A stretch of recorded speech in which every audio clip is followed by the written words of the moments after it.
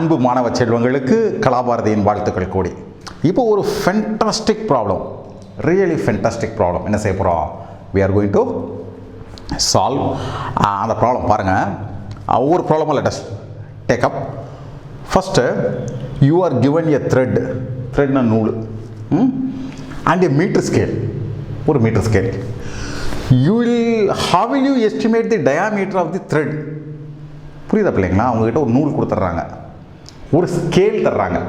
இந்த ஸ்கேலை வச்சு நூலுடைய டயாமீட்டரை, நூல் இருக்குல்ல, நூலோட டயாமீட்டரை அளக்க சொல்கிறாங்க. எப்படி பிள்ளைங்களை அளக்கிறது? ஸ்கேல் பெருசாக இருக்கு இல்லையா? எப்படி அளக்க முடியும்? கேள்வி புரியுதுங்களா? என்ன கேள்வி உங்களுக்கு புரியுது? உதாரணத்துக்கு நான் இந்த மாதிரி சொல்கிறேன். நம்ம கத்திரிக்காவை விற்கக்கூடிய கடைக்கு போகிறோம். அந்த கடையில் அவங்க கத்திரிக்காவை அளக்கக்கூடிய தராசு வச்சுருக்காங்க. அந்த தராசை வச்சு தங்கத்தை அளக்கணும்னு சொல்கிறோம். தங்கம் 1 கிராம் தங்கத்தை இந்த தராசை வச்சு அளக்க முடியுமா? அது மாதிரி தான் இந்த கேள்வி. என்னென்னா நூல் ரொம்ப ஒல்லியாக இருக்குது, ஸ்கேல் 1 மில்லிமீட்டர் தான் அதனோட லீஸ்ட் கவுண்ட், எப்படி அளக்கிறது? என்ன புரிஞ்சுக்கோங்கன்னா, தமிழில் ஒரு ரொம்ப அற்புதமான பழமொழி உண்டு, வல்லவனுக்கு புல்லும் ஆயுதம்.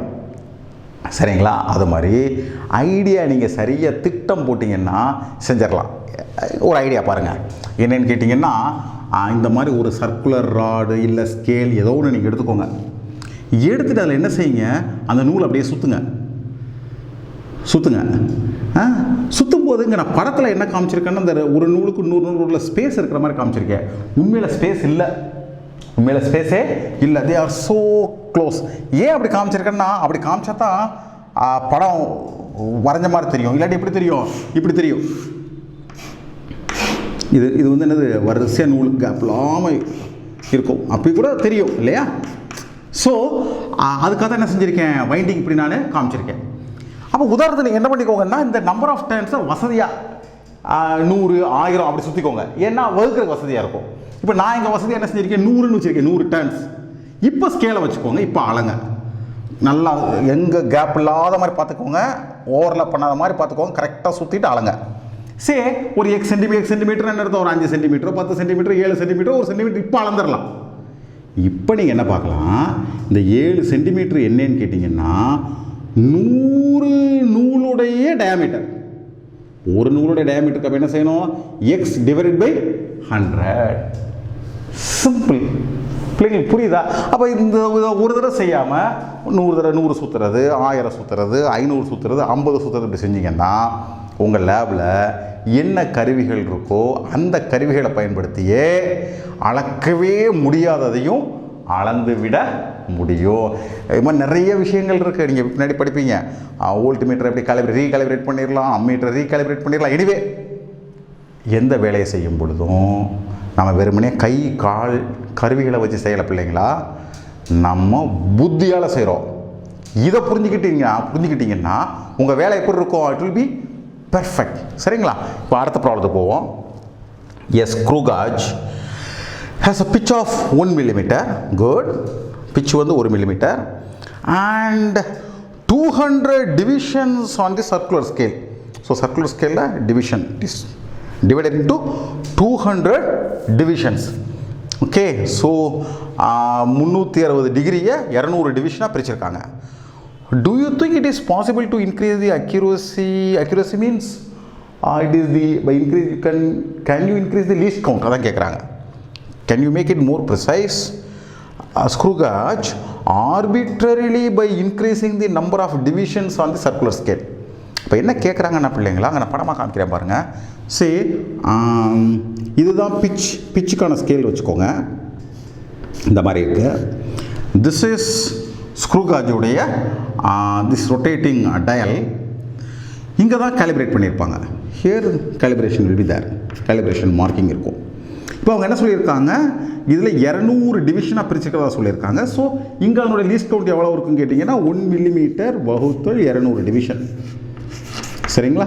So this is 1 mm into this is becomes 0.5 இல்லைங்களா? ஸோ 1 mm போல் 0.5 mm into 10⁻⁻². இதான் இதனுடைய லீஸ்ட் கவுண்ட். இப்போ என்ன கேட்குறாங்கன்னா, இப்போ 200 டிவிஷன் பதிலாக 1000 டிவிஷன் ஆக்கிட்டோம் அப்படின்னா 1 mm பை 1000 டிவிஷன். அப்போ it will be more precise இருக்குமா அப்படி கேட்குறாங்க. உங்கள் பதில் என்ன பிள்ளைங்களா? உங்கள் பதில் என்ன? பதில் எப்படி யோசிக்கணும்னா, நம்ம மனசுக்குள்ளே 1000 திட்டம் போடலாம் பிள்ளைங்களா, ஆனால் நடைமுறை அனுஷ்டான சாத்தியமாக இருக்கணும். செயல்படுத்த முடியாத திட்டத்தால் பயன் இல்லை. நீங்கள் 1000 டிவிஷன் போட்டிங்கன்னா கண்ணால் பார்க்க முடியுமா? எந்த டிவிஷன் பார்க்க முடியுமா? அதை எழுத முடியுமா? 5-10 நோட் பண்ண முடியுமா? நோ. அப்போ என்ன புரிஞ்சுக்கோங்கன்னா, நீங்கள் இன்க்ரீஸ் பண்ணலாம், ஆனால் எப்படி பண்ண முடியாது? ஆர்பிட்ரரியாக பண்ண முடியாது. நீங்கள் என்ன பார்க்கணுன்னா, மனித கண், இந்த கண்ணை வச்சு என்ன பார்க்க முடியும் அந்த அளவுக்கு தான் நீங்கள் என்ன செய்ய முடியும்? டிவிஷனை பண்ண முடியுமே ஒழிய தியோரிட்டிக்கலாக பாசிபிள் இருக்குது. எஸ், ப்ராக்டிக்கலாக பாசிபிலிட்டி இருக்காமல் போயிடும். இந்த பாயிண்ட்டை புரிஞ்சுக்கிறதுக்காக தான் இதை கேட்டிருக்காங்க. 3வது ப்ராப்ளம் பாருங்கள். The mean diameter of a thin brass rod used to be measured by the vernier caliper. ரொம்ப சந்தோஷம். brass ராடோடைய மீன் டயாமீட்டர் எதை வச்சு அளக்குறாங்க? வெர்னியர் கலைபர் வச்சு அளக்குறாங்க. We is a set of 100 measurements of the diameter expected to yield a more reliable estimate than a set of 5 measurements only. இது கொஞ்சம் பிள்ளைங்களுக்கு சொல்லணும். என்னென்னு கேட்டிங்கன்னா, ஏன் எக்ஸ்பெரிமெண்ட் ஒரு தடவை மட்டும் செய்யாமல் பல முறை செய்கிறோம், அதுதான் அதுக்கு அர்த்தம். என்னென்ன பிள்ளைங்களா, எப்போயுமே ஒரு விஷயம் செய்யும் பொழுது நல்லா ஞாபகம் வச்சுக்கோங்க, அதுக்குள்ளே என்ன இருக்கும்? There will be errors. Right. இந்த எரர்ஸ் இல்லாமல் மெஷர்மெண்ட்டே கிடையாது பிள்ளைங்களா. நாங்கள் படிக்கக்கூடிய பிள்ளைங்களுக்கு காலேஜில் சொல்கிறது உண்டு. பிள்ளைங்களா, நீங்கள் சப்போஸ் ஃபார் எக்ஸாம்பிள் நீங்கள் வெர்னியர் கலைவரை வச்சு நீங்கள் தக்காளி அளக்குறீங்கன்னு வச்சுக்கோமே. தக்காளினா டொமேட்டோ, நீங்கள் தக்காளி அளக்கிறதுக்காக நீங்கள் வெர்னியர் கலைவரை அட்ஜஸ்ட் பண்ணும்பொழுது நீங்கள் தக்காளியை அமுக்கிடுவீங்க. ஸோ நீங்கள் இப்போ அளக்கிறது தக்காளியை அமுக்கினதுக்கப்புறம் இருக்கக்கூடிய distance. You got the point. So பிள்ளை புரிஞ்சுக்கோங்க, there are so many errors will happen when you measure. நீங்கள் எதை மெஷர் பண்ணுறீங்களோ that you disturb first you understand. அது மட்டும் இல்லாமல் விதவிதமான எரர்ஸ் உண்டாகும். அதில் ஒரு எரர் பேர் it is called as random error. Random எரர்னால் என்னென்னு கேட்டிங்கன்னா, யூ கேனாட் எக்ஸ்பெக்ட். இதான் காரணம், நீங்கள் என்ன செய்ய முடியாது? You cannot expect. சரிங்களா? நீங்கள் மெஷர் பண்ணக்கூடிய இடத்துல ஒரு தூசி வந்து நின்றுருக்கலாம். So you measure with that dust. Right. அதனால் எப்போவுமே ஒரு விஷயத்தை செஞ்ச உடனே செஞ்ச விஷயம் சரி என்று நினைக்கக்கூடாது.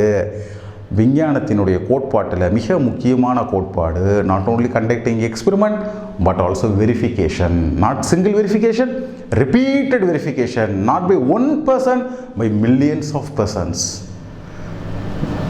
Okay, so experimented, repeatedly verified truth is the truth. Not all truths are truth. Is the scientific understanding about truth.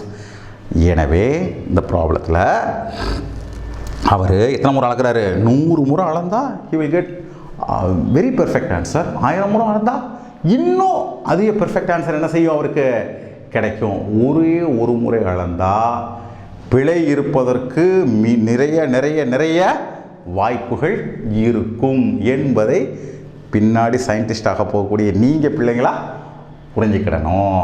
Okay, ஏதேனும் பாயிண்ட்டை நீங்கள் ஷேர் பண்ண விரும்புனீங்கன்னா கமெண்ட் பாக்ஸில் கமெண்ட் பண்ணுங்கள். சேனலுக்கு சப்ஸ்கிரைப் பண்ணுங்கள். உங்கள் அனைவருக்கும் கலாபாரதியின் அன்பு வாழ்த்துக்கள்.